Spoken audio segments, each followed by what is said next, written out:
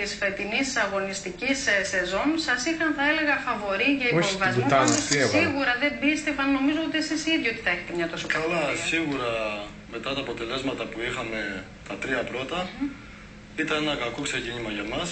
Αλλά εμείς οι ίδιοι ποδοσφαιριστές δεν πιστέψαμε ποτέ ότι θα είμαστε το πρώτο φαβορί για πτώση. Και το αποδείξατε, νομίζω, στην πορεία. Πιστέψαμε στις δυνατότητές μας, δεθήκαμε σαν ομάδα γιατί ήμασταν μια καινούργια ομάδα και έτσι έχουμε καταφέρει αυτό που έχουμε καταφέρει μέχρι τώρα. Δημήτρη, μυστικό στην επιτυχία υπάρχει?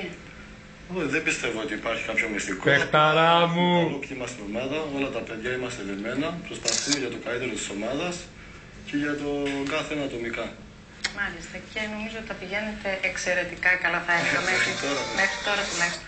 Πού θεωρείς ότι μπορεί να φτάσει η ομάδα φέτος, δηλαδή εσείς στον πύχη πού τον έχετε βάλει? Εντάξει, μέχρι τώρα έχουμε πει ρεβεδίνη ισοπηλική σωτηρία, είναι ο πρώτος στόχος.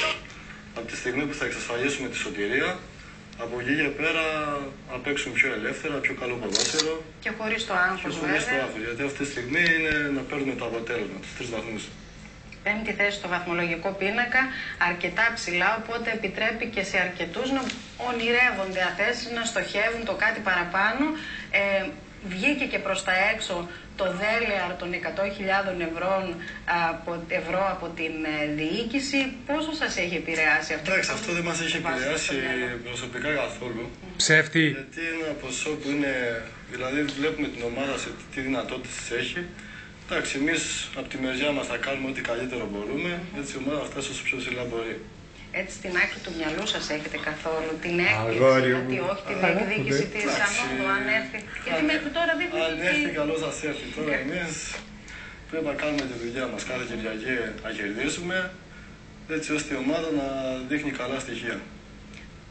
Θέλω να μου μιλήσει λίγο και για τις σχέσεις με τη διοίκηση. Στην αρχή της χρονιάς είχαν βγει και προς τα έξω έτσι, προβλήματα οικονομικής φύσεως που δείχνουν όμως να ξεπερνιούνται. Τώρα έχετε τη στήριξη της διοίκησης και αυτό νομίζω ότι βγαίνει και σε όλες τις η διοίκηση μας στήριξε από την αρχή της χρονιάς και αν είχαμε κάποια προβλήματα ήταν για λίγο διάστημα και γι' αυτό πιστεύω η ομάδα έχει φτάσει σε αυτό το σημείο που έχει φτάσει μέχρι τώρα. Διατηρήθηκε συνοχή στην ομάδα, νομίζω, σε μια κρίσιμη καμπή και εκεί έπαιξε ρόλο και η διοίκηση και ο προπονητής. Μας στήριξε η διοίκηση, ο προπονητής. Τι γράφει, τι γράφει. Ο Γκόλιθος στην άλαξη εμείς. Και όλοι πιστεύουμε ότι αυτή η ομάδα δεν γίνεται να είναι σε αυτή τη βαθμολογική θέση που ήταν στις αρχές. Είναι η σχέση με τον Άγγελο Βαρδάκη, έναν προπονητή που είναι αυτό που λέμε από τα παιδιά της ομάδας. Τη στήριξε την ομάδα, αυτό που είπαμε και πριν, σε κρίσιμη στιγμή. Έμεινε κοντά στην ομάδα και πηγαίνει, όπως είπαμε, πολύ καλά.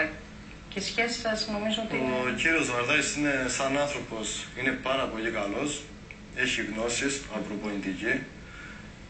Είναι από παλιά στην ομάδα, την ξέρει την ομάδα. Και το καλό είναι ότι είναι κοντά στους παίκτες. Στηρίζει πάρα πολύ τους παίκτες. Μάλιστα.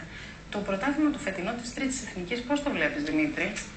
Εντάξει, το βλέπω ανταγωνιστικό, αλλά από ό,τι ακούω, γιατί είναι πρώτη μου χρονιά στη ΓΑΜΑ Εθνική. Τι μπλούζα φοράς, αγόρι μου? Άλλες χρονιές ήταν πιο δυνατό πρωτάθλημα.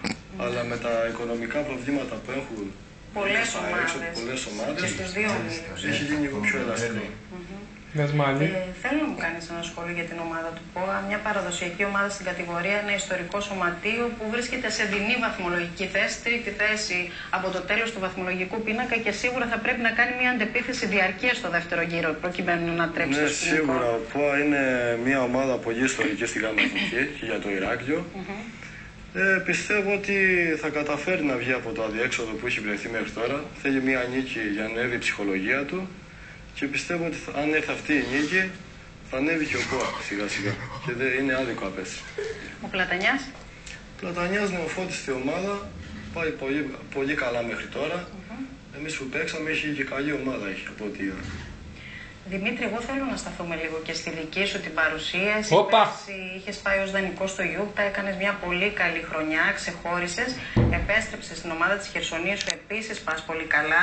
Ο προπονητής σου σήμερα σε δηλώσεις του είπε ότι παρακολουθείς από ομάδα της δεύτερης εθνικής. Ξέρουμε ότι το καλοκαίρι, τα λέω προκειμένου να ενημερωθεί και ο κόσμος που πιθανώς δεν ξέρει, το καλοκαίρι βρέθηκε στα Γιάννενα, προπονήθηκες με τον κύριο Παράσχο. είχε θετικές εντυπώσεις από σένα. Ξέρουμε ότι βρίσκεται στο στόχαστρο της Λάρισσας, ομάδα της Κύπρου, της Ολλανδίας. Όλα αυτά εσύ πώς τα ακούς και έχεις και κάποιες ενοχλήσεις. Αυτή τη στιγμή μόνο από εφημερίδες τα διαβάζω, τα ακούω από ραδιοφωνικούς σταθμούς. Προσωπικά κάτι επίσημο εγώ δεν έχω δεχτεί. Εντάξει, αυτό που με ενδιαφέρει αυτή τη στιγμή είναι να δουλεύω προσωπικά, να βελτιώνομαι κάθε μέρα, να αγωνίζομαι για την ομάδα. Και περιμένεις το καλύτερο. Και περιμένω το καλύτερο. Θα πας μπροστά. Το καλύτερο, Δημήτρη, να είσαι καλά. Σε ευχαριστούμε πολύ που ήσουν σήμερα μαζί. Αγόρι μου. Ήρωα! Είσαι εσύ, ο Θεοκόλληθε. Και επικαιρότητα.